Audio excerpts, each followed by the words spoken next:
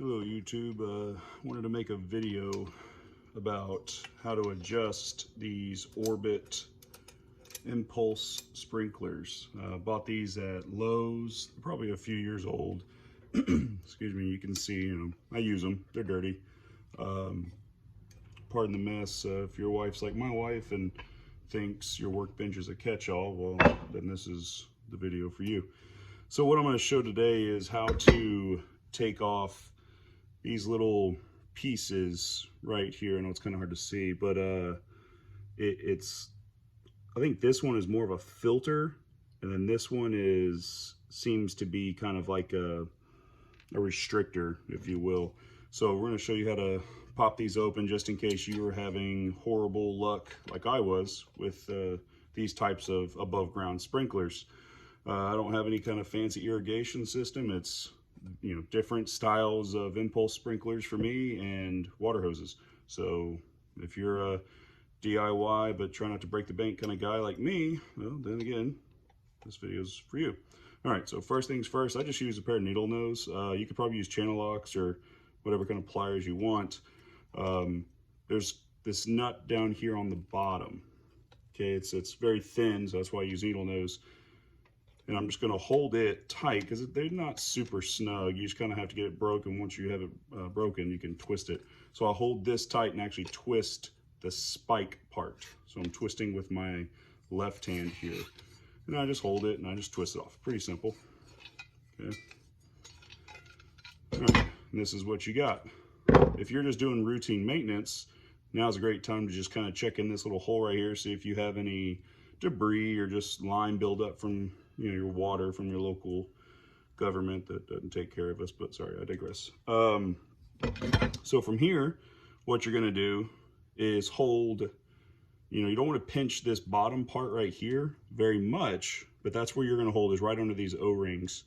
All right, so what you'll do is I'll hold it with my left hand this time, because what you're going to do is hold with the pliers and twist this the actual sprinkler head part. So I'm just going to hold, and I'm backing out towards me, lefty loosey, the sprinkler head. You can see it's twisting, and it's not moving in my left hand here. So it's not really hard. Couple threads, it's apart. Perfect. All right, this is what I had left. This is also apart, so this is what came off. You can slide this whole section up, where these clips and that O-ring and these threads, you can slide that whole section up, and you have these O-rings. A lot of times gunk can build up, and you can kind of see on this one. I left this one for the video. There's a bunch of gunk here. If I'm going to use this, I'll take all that out and kind of clean it up. Helps with if you're having issues where it gets stuck oscillating, things like that. But here's our first culprit that we want to remove. It's like this clear, looks almost like it's part of it, like it's molded onto it, but it's as easy to just, again, needle nose. Try not to grab those threads if you can. I just literally put it in and pried it out. No pressure whatsoever. All right, so this is the first little restrictor that kills your water pressure. I don't know if this is true, but someone said, oh, that's government regulated. I'm not sure if it is. I don't want to say it is or isn't and sound like an idiot if I'm wrong. So wouldn't surprise me, but I am not sure. All right, the other one. So now we're with the sprinkler head. Okay, it doesn't matter which way you want to hold this. So there's the sprinkler head. And you can see that kind of brass nozzle port or whatever you want to call it right there. Same concept. Let's see if I can get this on video here. Same concept. I'm just going to hold. Needle nose. They're very loose. They're not very snug, or they're just barely snug. And once you kind of get it broken, if you can keep that little lever out of the way. Once you get it broken, there you go. You saw it twist. Now it's finger loose. It's not hard at all. Okay. All right. Same thing, same concept. Check out inside of here. Make sure you don't have any debris or build up that you might need to take a wire brush to, or just sometimes as easy as just rag. Here's your other one. Now, I think this one is a filter. I could be wrong. Let me hold it for the camera. I think this is a filter, but I could be wrong. This is the other restrictor, though, that is going to kill your distance and pressure with your sprinkler head. So I took that off. I'm just going to hand snug it back on. Okay, simple as just righty-tighty, lefty-loosey, unless you're upside down, and then everything goes to hell. All right, so again, just snug it up. I'm not trying to break anything. All right, so let's put it back together. All right, so again, you have these two. Like I said, you might want to clean that if you needed to. You're gonna make sure your threads here, these threads go down on top of these O-rings, okay? So your clips are away from this bottom. So the clips are up here, bottom's there. Here, you're just gonna literally just hand snug again. Now, these wanna slide up and these clips will catch that little, I don't even know really what that's called, but that's what controls when it clicks, it goes back the other way.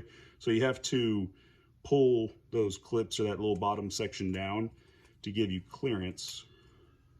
Okay, once you get it kind of hand snug, same thing, hold the bottom, but we're going reverse this time. So we're going to tighten the sprinkler head. And again, we're not trying to break it, we're just snugging it up. These things do a pretty good job of staying together. All right, so then from there, put it back on your spike if that's what you're using. Okay, again, same concept. Hold it snug with your, in my case, needle nose, but whatever pliers you're using, and just go until it wants to not go anymore. There we go, slipped off, that's good enough. All right, now we're back together.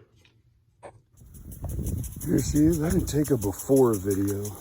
You can clearly see it's getting out there a lot farther, and I have